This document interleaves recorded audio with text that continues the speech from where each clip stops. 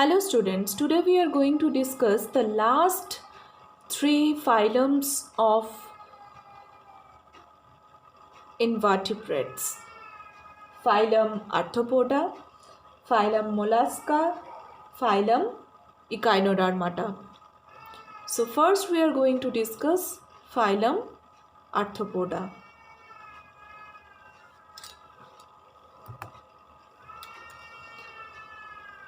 So mainly all insects, crustaceans, arachnids, these are there in the phylum Arthropoda. Over 9 lakh species are there in this phylum, found in every habitat on Earth. Arthropods make up over 82% of all living things. Actually, Arthropoda is the largest phylum. Arthos means joint and podos means foot. So, joint foot is a main feature of this phylum Arthropoda. Joint appendages are present in this phylum. Now, general characteristics of phylum Arthropoda. They are having segmented body with specialized structure. They are having bilateral symmetry. Triploblastic means having three germ layers: ectoderm, endoderm, mesoderm.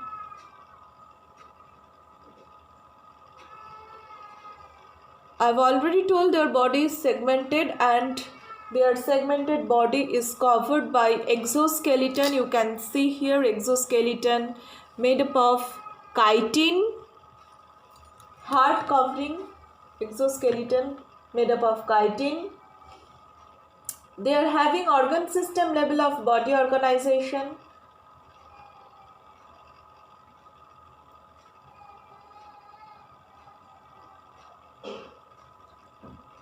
And digestive openings, two digestive openings are present, mouth and anus. Their coelomate, proper coelomic cavity is present, but coelomic cavity or body cavity is filled with blood, which is known as hemocoel. And last but not the least, and the main feature of this Arthropoda phylum is joint appendages. They are having joint foot.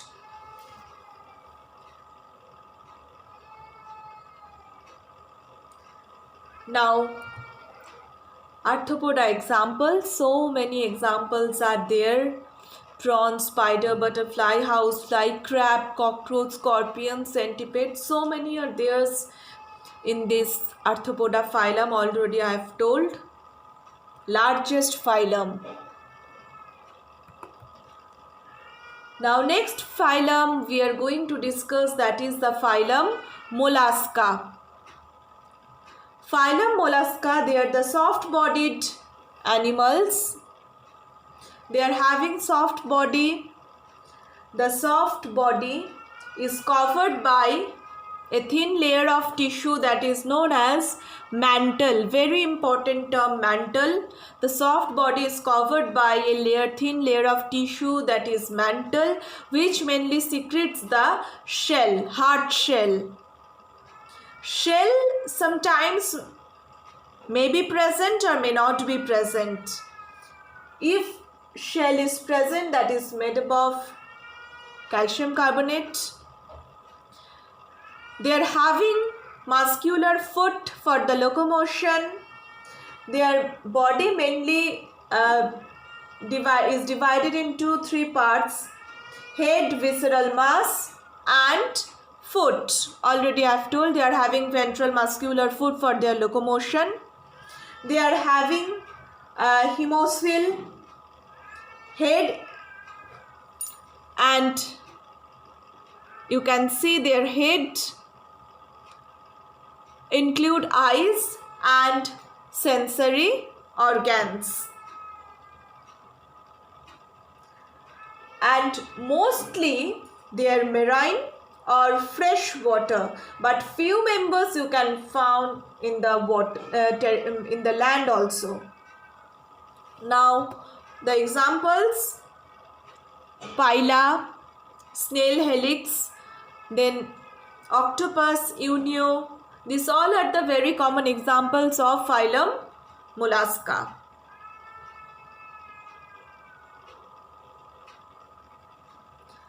Now we are going to discuss the last phylum of invertebrates, that is phylum Echinodermata.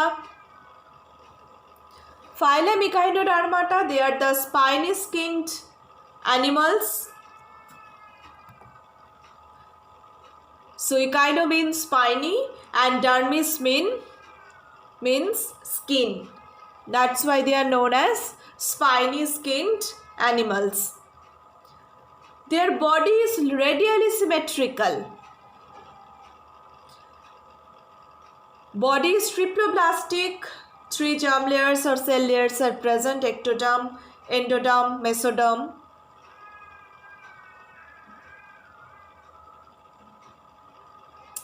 They are marine.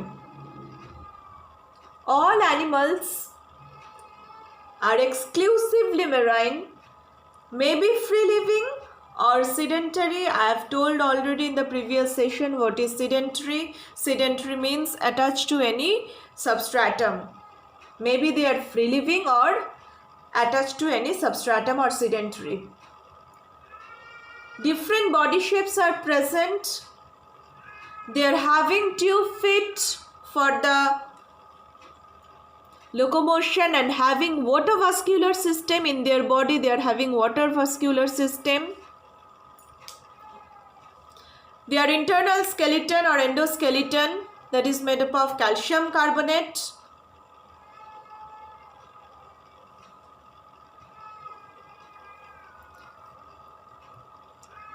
Now the examples of phylum Echinodermata, the common examples: sea cucumber, this one; sea star, starfish, this one; brittle star, sea urchin, feather star.